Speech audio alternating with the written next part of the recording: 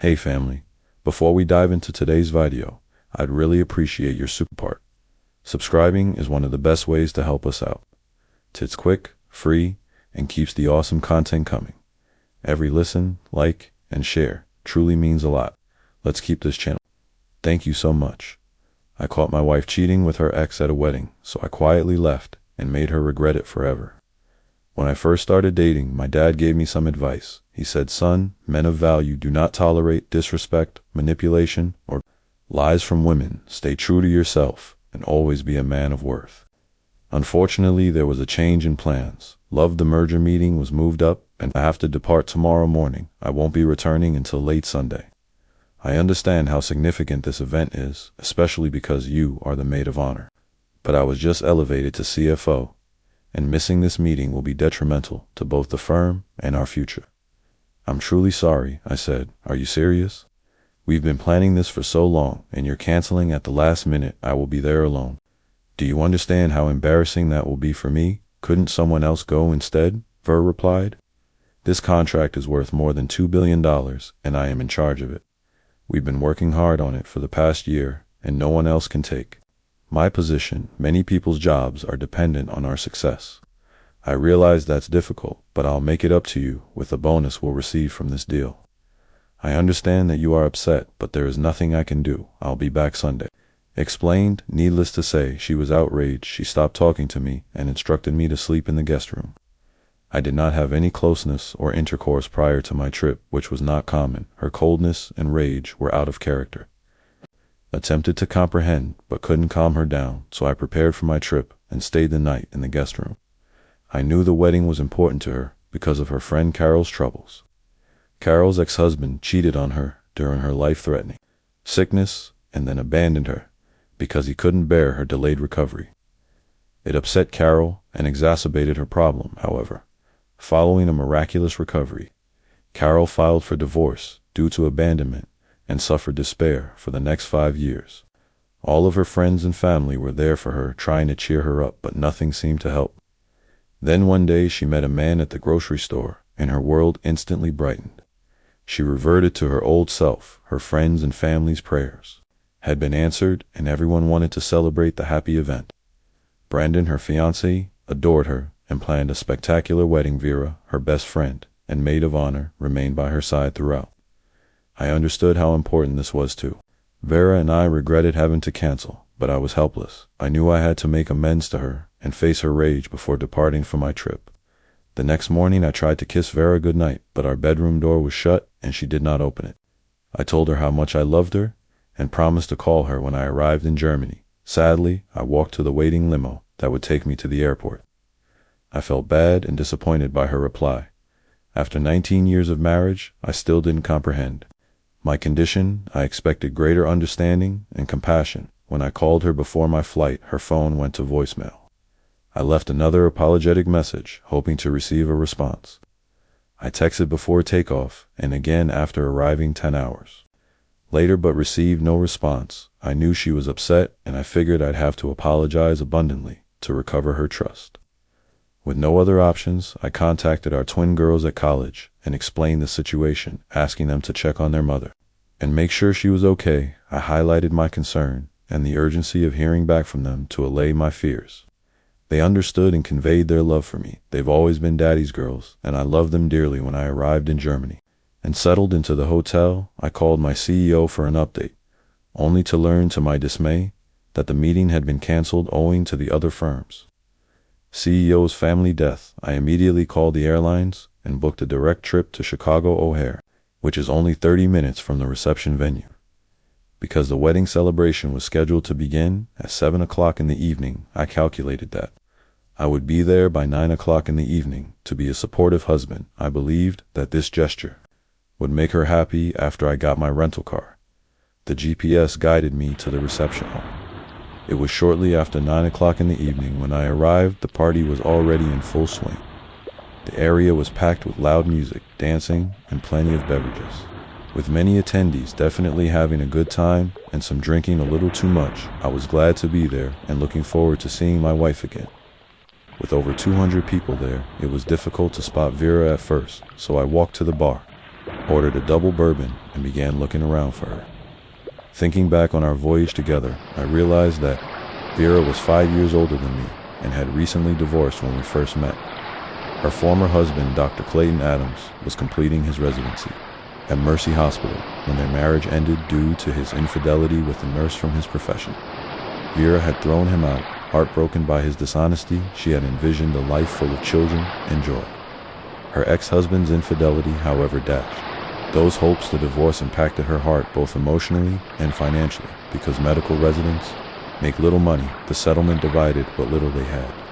Vera began working as a waitress to pay her bills. Faced with difficult circumstances, she gained a thorough grasp of Carol's situation.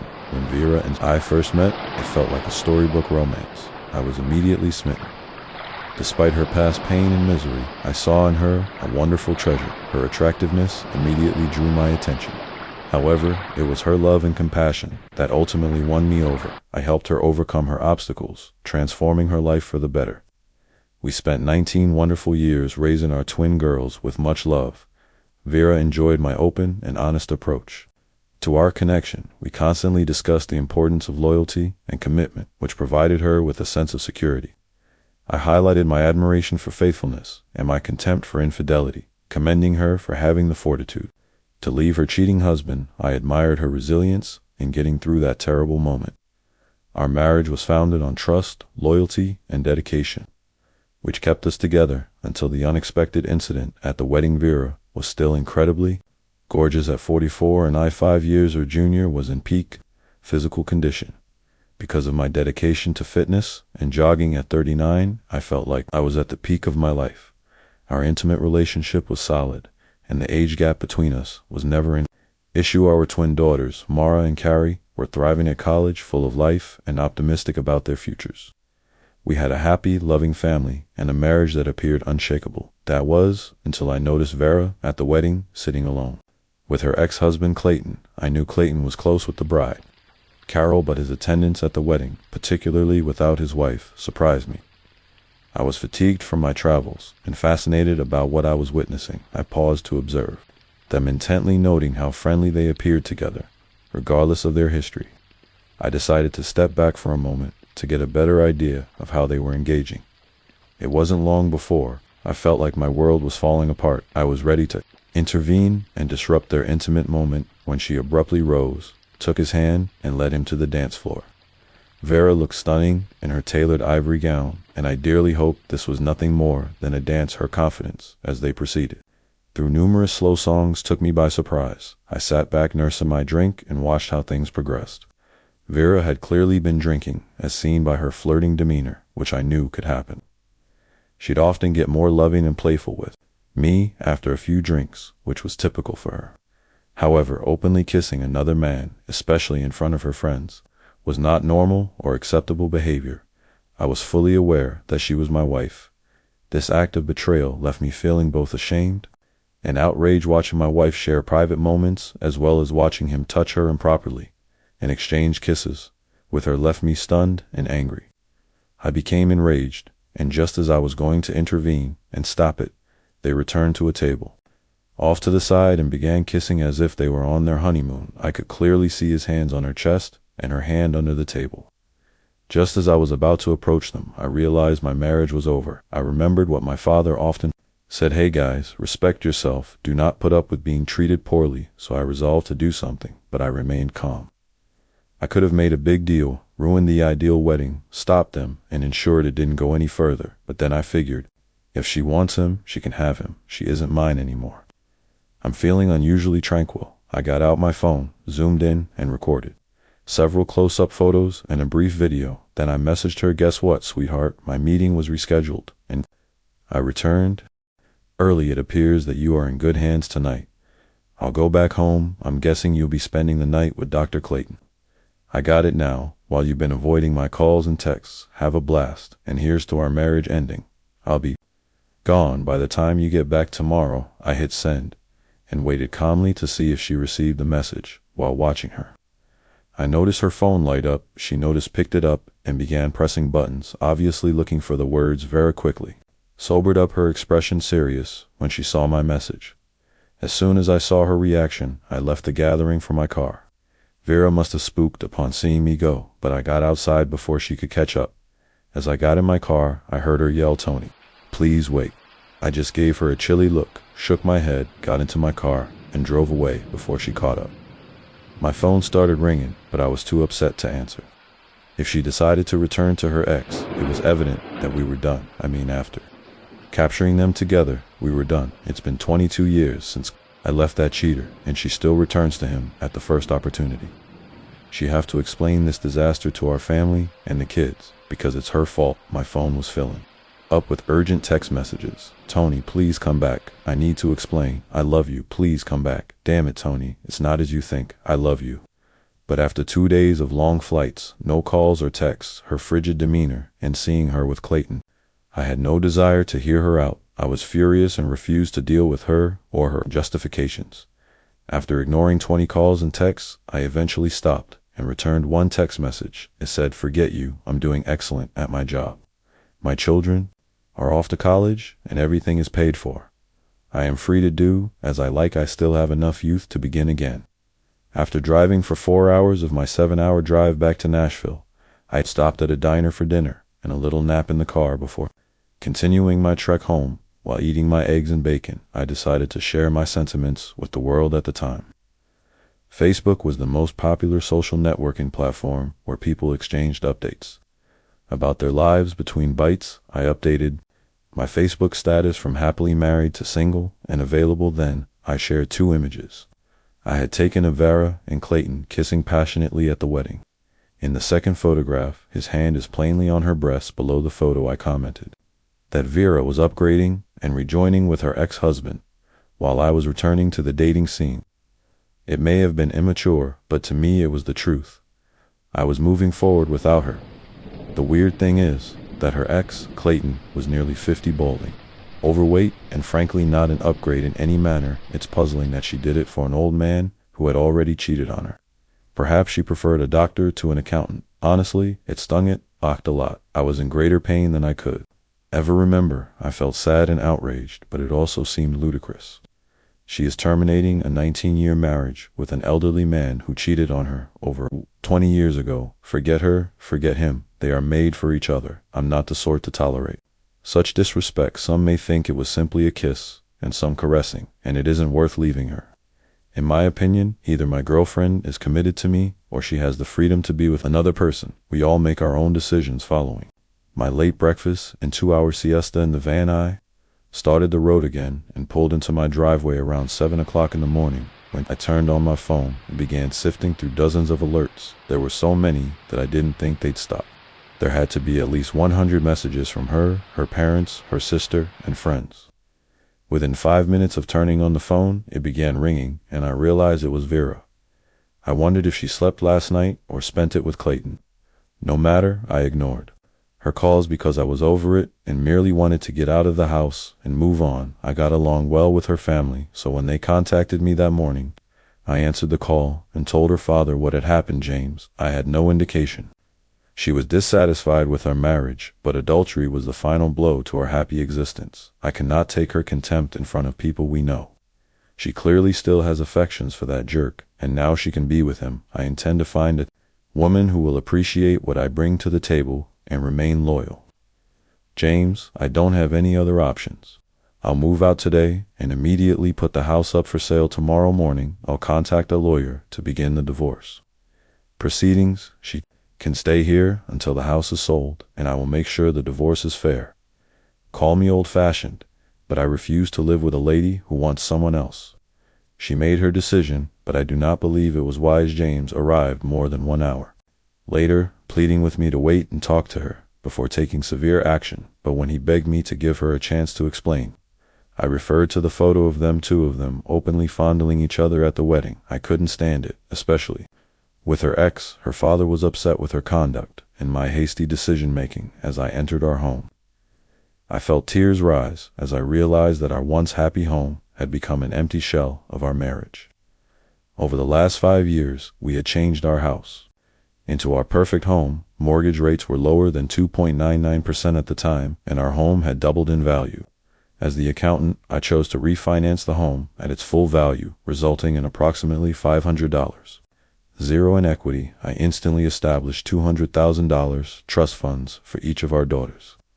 College educations, plus a little extra to help them get started in life. The remaining $100,000 was spent on renovating the house, making it a place we enjoyed and were proud of. Because of the lower interest rate, our monthly payment increased by only $1.700 from before we withdrew the equity. It was a simple choice, and Vera went back to work as a receptionist to fund the additional monthly expenses. My compensation was reasonable, but as the newly promoted CFO, I would be granted stock options the next year, which would act as our retirement fund. Vera had no interest in our finances as long as her needs were addressed, trusting my financial skills while living comfortably.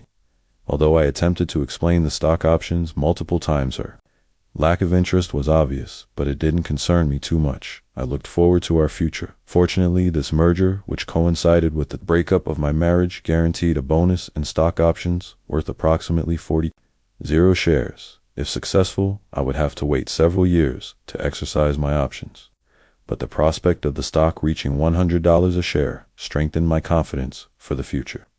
Because the merger was delayed, the options would not be considered. In the divorce settlement, I wanted to file for irreconcilable differences and split our assets, which totaled roughly $50. Zero in savings. We would divide the money from the sale of the house, but it was heavily mortgaged, so there wasn't much to divide. If Vera remained true, she would be able to leave with her car and $25,000.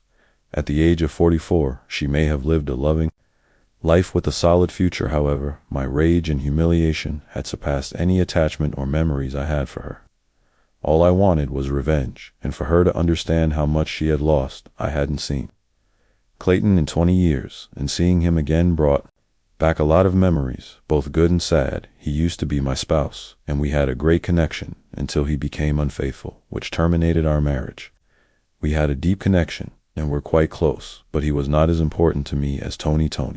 My current husband is more beautiful, a great partner, and I adore him. However, I found myself with Clayton, allowing him to embrace and kiss me, which I knew wasn't appropriate. I kept flirting with him while knowing I shouldn't. I guess I drank too much and was disappointed that Tony wasn't here with me. I should have stopped, but it felt good. Clayton still seemed like the perfect match for me in some respects. I thought a little flirtation was okay. Furthermore, Clayton is now single, and Tony has not changed his plans to join me for this significant wedding, so I felt I deserved some pleasure. After Clayton kissed me again, I felt happy on the inside. His kisses reminded me of past times, and I felt delighted as we danced close together. In a secret space, I figured a little kissing and proximity was fine, because everyone else was enjoying the party and wouldn't notice us. I intended to make things right with Tony. Later, suddenly, I received an SMS on my phone when all of my friends were present. Tony might have been checking in on me, and Tony's message claimed he was here. I didn't notice him at first, but I thought I saw him leave. I panicked, thinking I wanted to explain myself, but fearing he'd seen me with Clayton. In a state of bewilderment, I told Clayton that I needed to use the ladies' room. I dashed out of the wedding reception, my pulse beating. I noticed the exit door slowly swinging shut down the hall, and dashed for it. My high heels clicked against the floor, and I recognized Tony, who had seen me with Clayton. I begged him to wait, but he did not reply. He simply got into his car and departed. I attempted to pursue him, but it was too late. His automobile was already moving away now. He ignores my phone calls and texts. I've sent him numerous messages, but he has not responded to any. He's really upset, and I can't say I don't see why. After attempting to contact him several times and sending 10 more texts, my heart plummeted when I finally received an answer from him that was harsh. Forget you. Two of my buddies discovered me kneeling outside in the severe cold, wondering what had gone wrong after I told them everything. They were both horrified by what I had done and concerned about the consequences for my marriage. They knew Tony well enough to know he was not going to let this go easily. The next morning at 10 o'clock in the morning in Nashville, I started packing my belongings, seated at the kitchen table. I savored one final cup of coffee at the house. We had returned home with feelings of despair and rage. I'd finished by leaving the empty cup in the sink and writing a little note for her in it. I told her not to call me and that we'd talk when the divorce paperwork was prepared. I didn't even sign the note. Instead, I left my wedding ring on top as a final gesture. Before leaving for good, I opened my laptop and distributed our funds. I also deleted our shared credit card after paying off the balance. She was solely responsible for herself starting today. If she contests the divorce, she will be responsible for all of the bills on her own she couldn't manage. The mortgage and utilities on her own. The house would sell quickly at the proper price because it was in high demand. If she agreed to the divorce, we could quickly end this disastrous marriage and allow her to return to her cherished Clayton. I drove out from my previous haven into an unexpected, gloomy new world. My buddies at the wedding later told me that Vera was upset when I departed. She couldn't stop crying until she passed out from excessive drinking and weariness from her uncontrollable sobbing. Her pals were concerned and felt bad for her. They tried to contact me several times, sending voicemails and texts to keep her from disrupting the wedding reception. They returned her to her hotel room, put her to bed, and checked on her many times over the night. When she woke up the next morning and understood what had happened, she contacted me several times, pleading for forgiveness and asking me to call her back. However, after witnessing her behavior, I refused to associate with her and disregarded all of her attempts to contact me. On Sunday morning, I awoke with a bad hangover and the threat of divorce hanging over me. I traveled home at lunchtime and was picked up by my father from the airport. Later, I learned that Tony had informed my father that he would be unable to bring me up and that he needed a ride himself. My father's anxious expression indicated that I must have looked dreadful. My father was my source of strength, so when I spotted him, I rushed over to hug him and cry on his shoulder. "Daddy, I botched up and I believe Tony left me," I said with a sorrowful expression. He kindly consoled his distraught daughter. "I spoke with him this morning and it doesn't look promising." "What were you thinking, Tony? And with Clayton, I'm not sure." "What happened? I was intoxicated and angry at Tony for not attending the wedding. Daddy, I realize I made a mistake, but he must forgive me. I did not even sleep with him," I said. "Dear, from the photographs I saw, it may have been the same. I'm not sure. He is the forgiving type, especially knowing Tony. Even being with another man like that in those photos was betrayal for him," he replied.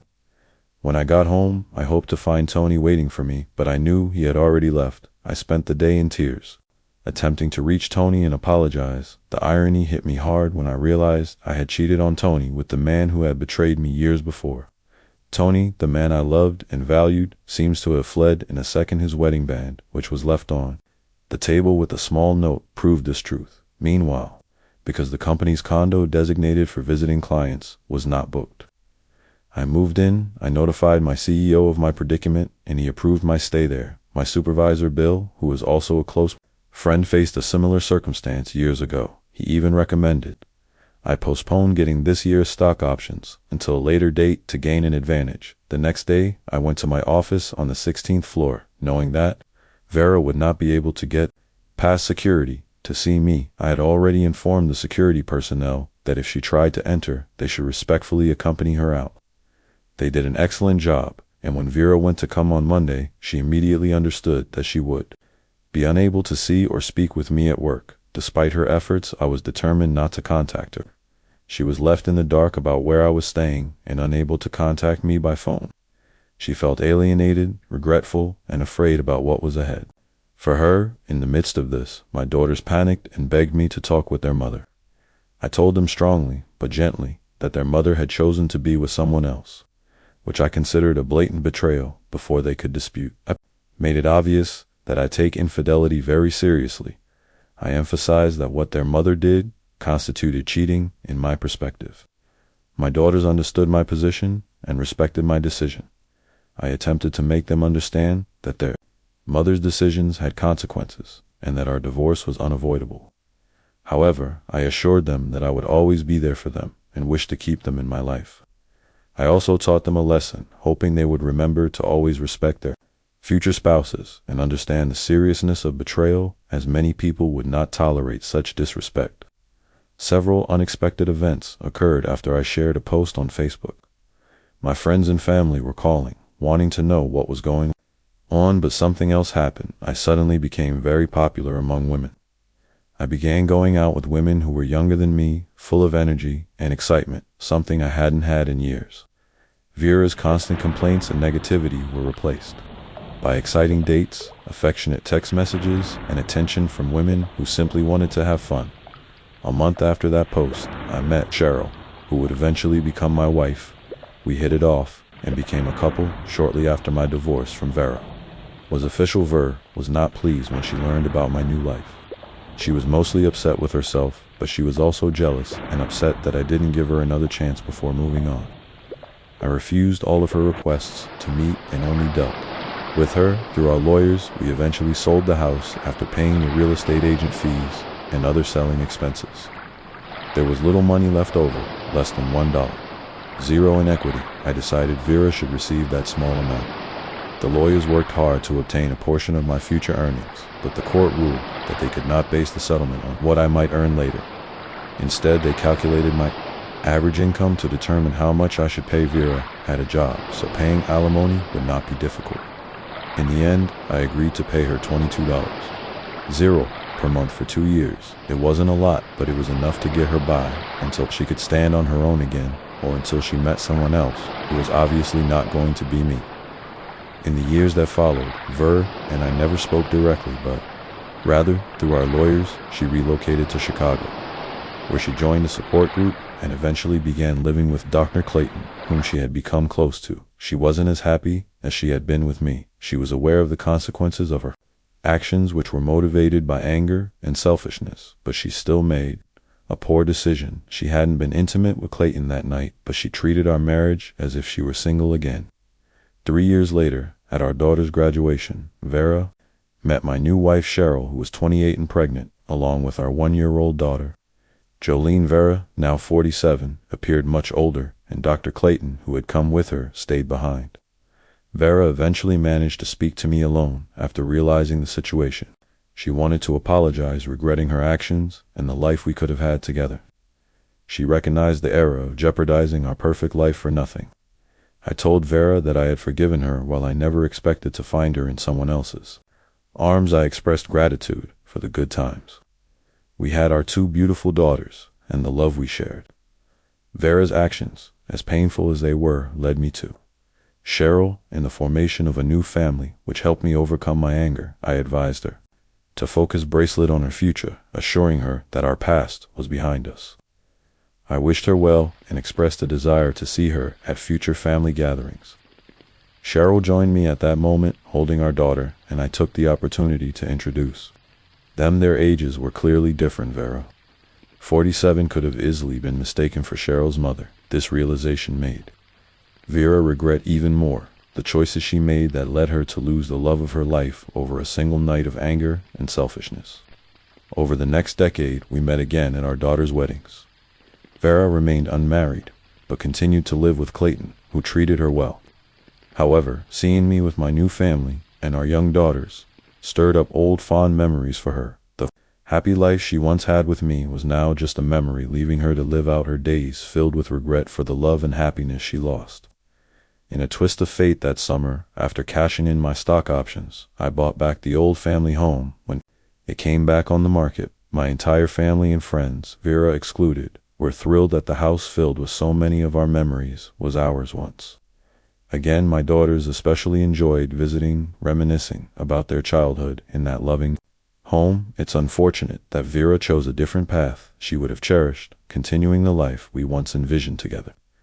Nonetheless, life moves forward, and I'm enjoying building a new life and creating new memories with Cheryl and our daughters. It's a lesson learned: before you decide to wrong someone, be sure you'll never need them again. 10 years had passed since the fateful night at Carol's wedding, and Tony's life had transformed in ways he never imagined. The pain of Vera's betrayal had dulled, replaced by the vibrant energy of his new family and the success he'd achieved as CFO. His decision to walk away from a marriage that no longer honored his values had been difficult, but liberating. Now, at 49, Tony stood at the peak of his personal and professional life, living in the family home he'd repurchased, surrounded by his wife Cheryl, their 2 daughters, Jolene and Lily, and the love of his adult twins, Mara and Carrie. Cheryl, now 38, had brought a freshness to Tony's world that he hadn't realized he'd been missing. Her optimism and adventurous spirit complemented his disciplined, grounded nature. Together, they'd built a life filled with laughter, travel, and the chaos of raising young children. The family home, once a symbol of his shattered dreams with Vera, was now alive with new memories. Jolene's finger-painted masterpieces on the fridge, Lily's impromptu dance performances in the living room, and Cheryl's gardening experiments in the backyard. Mara and Carrie, now in their late 20s, often visited their presents. Bridging the past and present, they'd grown into strong, independent women, and Tony took pride in knowing he'd been a steady influence through their turbulent college years. Professionally, Tony's gamble on the merger had paid off handsomely. The stock options he'd secured after the divorce had skyrocketed in value, allowing him to retire early if he chose instead. He took on a consultancy role, mentoring young executives and investing in startups. His financial acumen, honed over decades, gave him the freedom to focus on what mattered most: his family and his passion for giving back. He'd started a scholarship fund for underprivileged students in Nashville, a nod to his own humble beginnings and the lessons his father had instilled about self-worth and resilience. Vera's life, however, had taken a different trajectory. At 57, she lived quietly in Chicago with Clayton, who had retired from his medical practice. Their relationship, born from a moment of reckless nostalgia, had settled into a comfortable but unremarkable routine. Vera worked part-time as a receptionist, a job that kept her busy but lacked the fulfillment she'd once found in her marriage to Tony. The alimony payments had ended years ago, and while she'd managed to save some money, her financial stability depended heavily on Clayton. She often wondered what her life might have been like had she not let anger and wine cloud her judgment that night. Vera's regret was a constant companion, especially when she saw Tony at their daughter's weddings, Mara's wedding, a joyous affair in a vineyard outside Nashville, had been particularly poignant. Tony had walked Mara down the aisle, his pride evident in every step. Vera, seated a few rows back with Clayton, felt a pang of longing as she watched Tony laugh with Cheryl and their young daughters. The contrast between her life and Tony's was stark. His was vibrant and full, while hers felt like a shadow of what could have been Carr's wedding 2 years later. Was no easier. Vera had hoped time would soften the ache, but seeing Tony's family grow only deepened her sense of loss. Despite her mistakes, Vera had worked hard to rebuild her relationship with Mara, and Carrie, the twins, had been devastated by their parents' divorce, caught between loyalty to their mother and respect for their father's principles. Over time, Vera's consistent apologies and efforts to be present in their lives had mended some of the wounds. She attended their graduations, birthdays, and holidays, always careful not to overstep or bring up the past. The twins, now professionals in their own right, Mara, a lawyer, Carrie, a graphic designer, appreciated their mother's efforts but remained closer to Tony, who had been there rocked during the chaos of the divorce. One summer evening, as Tony and Cheryl hosted a barbecue for friends and family at the family home, an unexpected visitor arrived. Vera had been invited by Mara, who believed it was time for her parents to find some closure. Tony was surprised, but didn't object. He'd long since forgiven Vera, though he had no desire to rekindle their friendship. Cheryl, ever gracious, welcomed Vera, warmly sensing the older woman's nervousness. The backyard was buzzing with activity, kids running through sprinklers, music playing softly, and the smell of grilled burgers in the air. Vera stood on the patio clutching a glass of lemonade, her eyes scanning the familiar space. The oak tree, where Mara and Carrie had once built a treehouse, still stood, now adorned with a swing for Jolene and Lily. The garden, once her pride and joy, had been transformed by Cheryl's modern landscaping. It was the same home, yet entirely different. Tony approached Vera, sensing her unease. "It's good to see you," he said, his tone neutral, "but kind. The girls wanted you here, and I'm glad you came." Vera nodded, her throat tight. "Thank you, Tony. This place, it's beautiful. You've done so much with it." They stood in silence for a moment, the weight of their shared history hanging between them. Finally, Vera spoke, her voice barely above a whisper. "I've never stopped regretting what I did. I threw away everything for a moment of stupidity. I want you to know, I'm sorry, and I'm happy you found someone who makes you happy." Tony studied her, seeing the lines etched on her face, the wariness in her eyes. He felt no anger, only a distant sadness for the woman he'd once loved. "I forgave you a long time ago, Vera," he said. "We both made choices. Yours hurt me, but they led me here. I wouldn't trade this life for anything." Vera's eyes glistened, but she managed a small smile. "You always were the better person. I'm trying to be better for the girls. For myself, that's all any of us can do." Tony replied. He gestured toward the crowd. "Come on, join us. Mara and Carrie would love to see you." The evening passed without incident, a small step toward healing for Vera. and a testament to Tony's ability to move forward without bitterness. As the sun set, casting a golden glow over the backyard, Tony watched his daughters, old and new, laughing. Together, Cheryl slipped her hand into his, and he squeezed it, grateful for the life they'd built. For Vera, the visit was bittersweet. She left the barbecue with a sense of closure, knowing she'd never fully reclaim what she'd lost, but determined to find peace in her own way. She returned to Chicago, where she began volunteering at a women's shelter, channeling her regret into helping others rebuild their lives. It wasn't the grand life she'd once envisioned, but it was meaningful, and for the first time in years, she felt a spark of purpose. Tony, meanwhile, looked to the future. The family home, once a battleground of heartbreak, was now a sanctuary of love and second chances. As he tucked Jolene and Lily into bed that night, he thought of his father's words, "Men of value do not tolerate disrespect." He'd honored that advice not out of pride, but out of a deep belief in his own worth. And in doing so, he'd found a life richer than he could have imagined. Thank you for taking the time to hear today's story. If you loved the story, please like and subscribe. If you haven't already, if you have a tale to share regarding your own or someone else's circumstance, please do not hesitate to contact me. Take care.